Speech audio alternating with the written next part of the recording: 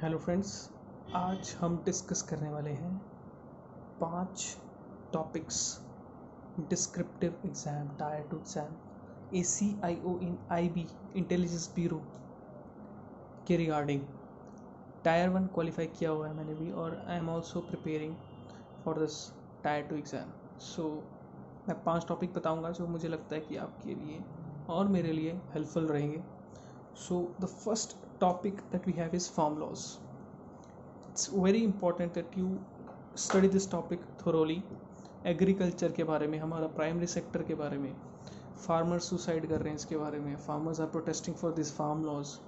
सो आप इन सभी कनेक्टेड टॉपिक्स के बारे में पढ़ के जाओ, आ सकता है इसमें से, इट्स वेरी इंपॉर्टेंट। दूसरा टॉपिक जो है वो है सेंट्रल विस्टा प्रोजेक्ट। 20,000 करोड़ का ये प्रोजेक्ट है।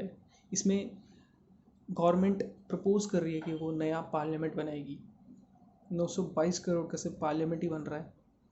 काफ़ी लोगों ने इस पर, अपोजिशन ने और काफ़ी और लोगों ने इस पर सवाल उठाए हैं कि क्या ज़रूरत है इतना पैसा खर्च करने की, एग्जिस्टिंग पार्लियामेंट को ही सही किया जा सकता है।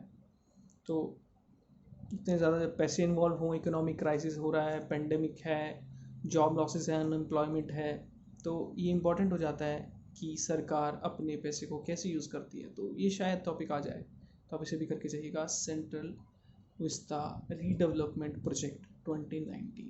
Okay, so the next topic we have is online education during this pandemic और ड्यूरिंग लॉकडाउन इन इंडिया। ये इसलिए इम्पोर्टेंट है क्योंकि ऑनलाइन एजुकेशन के लिए we need some basic facilities like a smartphone, like internet connection, a stable internet connection with 3G or 4G speed, like a environment to study, a separate room or a peaceful space. So India में कितने ही ऐसे लोग हैं जिनके पास basic facilities नहीं है, mobile phones नहीं है, कनेक्टिविटी नहीं है रूरल एरियाज़ में। सो उन बच्चों की एजुकेशन का लॉस हो रहा है। तो ये बहुत इंपॉर्टेंट टॉपिक बन जाता है कहीं ना कहीं। तो आप इसे प्रिपेयर करके जाइएगा कि अभी भी टिल नाउ 1 साल से ज़्यादा हो चुका है और अभी भी बच्चे स्कूल नहीं जा रहे हैं। कुछ टाइम जाना स्टार्ट हुए थे, लेकिन फिर से क्योंकि कोरोना केसेस बढ़ने लगे तो सरकार ने उस पर स्कूल्स फिर से बंद कर दिए। So study this one. Fourth topic that we have is naxalism. As you know, intelligence bureau is related to internal security matters of India. Naxalism is a big problem of India. It started way back in 1967. Till now, अभी भी ये India में एक बहुत ही बड़ी problem के साथ हम डील कर रहे हैं, नक्सलिज्म के साथ। अभी रिसेंटली एक नक्सलाइट अटैक हुआ है छत्तीसगढ़ में, तो ये बहुत ही इंपॉर्टेंट है कि आप इससे प्रिपेयर करके जाएँ, इस टॉपिक को, नक्सलिज्म और naxalite attack in Chhattisgarh recently. आपके इंटरव्यू में भी ये काफ़ी इंपॉर्टेंट है, वहाँ भी पूछा जा सकता है कि आपको क्या पता है नक्सलाइट्स के बारे में, क्या पता है माओइज्म के बारे में, आपको पता होगा या ये लोग, इनकी आइडियोलॉजी माओइज्म से इन्फ्लुएंस है। Fourth topic is naxalism. Fifth topic is role of election commission of India in conducting elections in India. So ये क्यों इंपॉर्टेंट है? इलेक्शन कमीशन का रोल इसलिए इम्पोर्टेंट है क्योंकि अभी मीडिया ने एलिगेशंस लगाए हैं कि इलेक्शन कमीशन की वजह से, क्योंकि उसने रिस्ट्रिक्शन नहीं लगाई पॉलिटिकल पार्टीज़ पे बड़ी बड़ी रैलीज कंडक्ट करने की वजह से, ये कोविड केसेस बढ़े हैं और इलेक्शन कमीशन को इसके लिए ज़िम्मेदार ठहराया जा रहा है।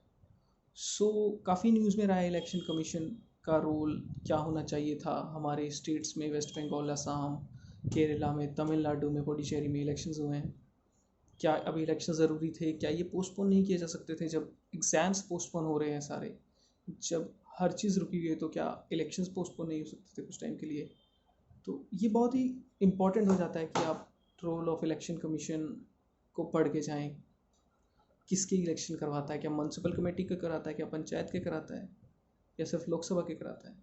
तो आप पढ़ के जाइए क्या इसकी एजुकेशन क्वालिफिकेशन है इसके मेंबर्स की, ये कॉन्स्टिट्यूशन बॉडी है या नहीं है। तो it's important that you study the role of election commission. So ये 5 टॉपिक्स हैं। आई होप आपको इनमें से कोई टॉपिक एग्ज़ाम में आ जाएगा और मुझे भी आ जाएगा और हमारे अच्छे मार्क्स आ जाएंगे। तो आप इन्हें प्रिपेयर करके जाइए, जैसे कि आपको पता ही है 30 मार्क्स का आपका आएगा ऐसे का टॉपिक, 10 मार्क्स के आपके कॉम्प्रीहेंशन और 10 मार्क्स के ही आपके प्रेसी आएगी, तो टोटल 50 मार्क्स हो जाएंगे as we have seen in the last previous year question papers. So all the best for exam, or hope to see you soon.